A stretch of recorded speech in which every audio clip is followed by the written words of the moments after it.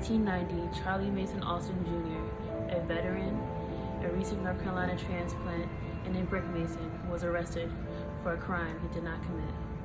He was on death row from 1990 to 2002, then sentenced to life in prison with no parole, although there was no DNA evidence, no physical evidence, no fiber evidence, no eyewitnesses that could link him to the scene of the crime. In addition, crucial DNA evidence that was taken from under the victim's fingernails and logged reportedly went missing or lost even before the trial could commence. Charlie Mason Alston Jr. is the baby brother of my deceased mother and called Jamason by his loving family and all those who love him. My uncle Jamason has never met me or even seen me, as he's been incarcerated for years before I was born and still in medium security. My late mother and late grandfather led the charge for his freedom, and since they've passed, it's now the next generation's turn to continue the fight.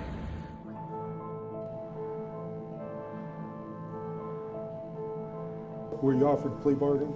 Yeah. What was the plea bargain? Second degree, 10 years. Why didn't you take it?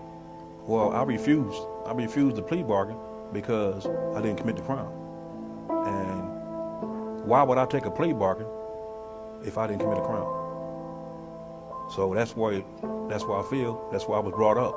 If I had did something wrong, then I admit to my mistakes, then take the consequences. And he's paid the consequences for another man's actions for far too long. Missing the birth of 3 grandchildren, a multitude of birthdays and graduations, and even the untimely death of his father, sister, and brother. You ever regret not taking the 10 years? Oh no. I stay. If I got to stay here another 20 years, or either if they execute me, I'm still gonna maintain my innocence. And here we are, 18 years after the recording of this video, and more than 4 years after multiple appeals and denials from the Warren County Superior Court, North Carolina State Supreme Court, and the U.S. Supreme Court. This is what I believe in. This is where I was brought up, and I think everybody should do that. This is America. That's what I thought. It's supposed to be America. We have rules and regulations. We have the justice system. We're supposed to be fair and impartial. As far as my case went through the court, it's not fair and impartial. My uncle's case was plagued with unfairness. His lawyer, John Stiles, became addicted to cocaine, abused his partner, and was imprisoned, all while working my uncle's case. This same lawyer turned his federal appeal in late, causing it to be denied because it was called untimeliness. He was disbarred in 2000 for 5 years. In addition to this, 2 cocaine drug dealers testified against my uncle, one of whom was under indictment for serious drug charges and was given a plea deal by the state and suffered no consequences and got away from prison entirely. I never got a chance to say anything, and that's the sad part about it, because I wanted to testify at trial, but the attorneys didn't want me to testify at trial. Then they didn't put on no evidence at trial. At this trial, Uncle Jamason's lawyers did not present any evidence during the innocence guilt phase of the trial.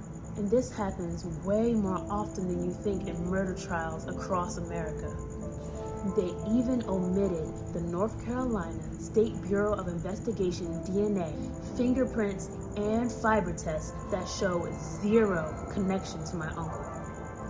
They even failed to alert the jury that an unknown third party's fingerprints were found at the scene of the crime. If you could be put in front of that jury, you could go back in time, what would you tell them? What would you say? Well, I'll look them dead in the eye and say, you're looking at an innocent man here, that I did not commit this crime. This woman was my friend. Now, as far as murder, I'm not a murderer. I can't do that. I'm not that type of person. Under any kind of means. this is what they see, this is what they get. I'm a person of love and joy.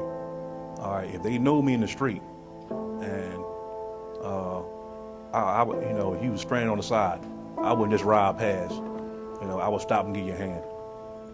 Ironically, this is exactly what happened the night of the fatal attack. Jamason was with his friend Esteem Hamon around 12:20 a.m. when their car broke down, and they were soon picked up by North Carolina State Trooper Mike Sheeran, who offered them a ride home. Again, Mike Sheeran was never asked to testify at my uncle's trial. You had accepted that plea bargain, you'd be a free man. You'd be walking Yeah, the I probably streets. would. I probably would. But then I'll have had to deal with the rest of my life playing to something that I know I didn't do. Then I go back and say, man, what did I do? What did I do?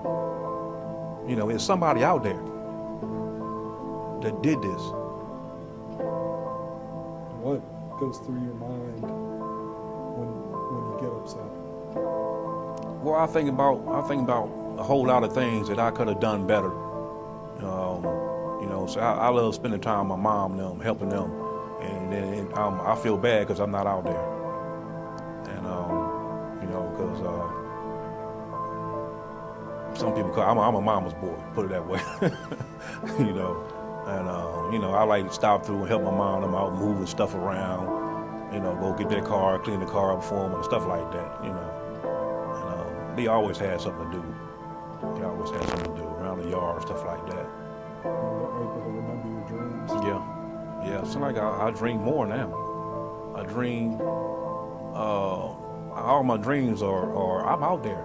I'm outside working, and it's like it's real. You're like off it's death real. row in your Yeah, I'm dreams? off death row and everything, and it's amazing. It's amazing. So there's no time, as all of the years you've been on death row, that you think, I wish I could get that plea offer 10 years ago, that I would take it now. No, I don't think people should do that. I don't think people should do that. I think people should stand firm to what they believe in, and no matter what the consequences is, deal with it. Deal with that way. Stand firm. If you didn't commit a crime, say you didn't commit a crime. Stay with your facts and the truth. You got to worry about it. God handles everything. He handles everything. I mean, we men are men, but God handles everything.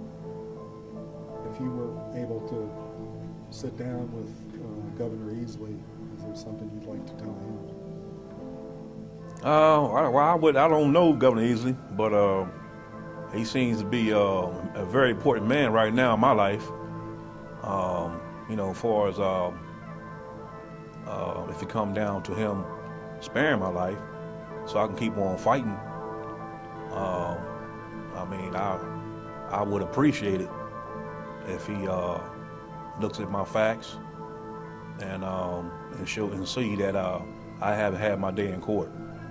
And I would thank him if he would give me, clemency, or even pardon me, But if he can't pardon me, clemency would do right now, and I would appreciate that too. And this is exactly what my uncle has done. He has stood firm in what he believes in. And now it's time for you to stand firm with us. We must hold the U.S. justice system accountable for their faults and errors. This is to you, Honorable Roy Cooper, Governor of North Carolina. You can right this grand injustice. Your support of the Reentry Week to reduce recidivism and your championing of the Judicial Investment Act to reform sentencing and policy suggest that you are genuinely invested in ending mass incarceration and rampant racist disparities in North Carolina. So prove it. The time is now. Review this case and do the right thing. Grant clemency or pardon for Charlie Mason Alston Jr. and be on the right side of history. Peace and love.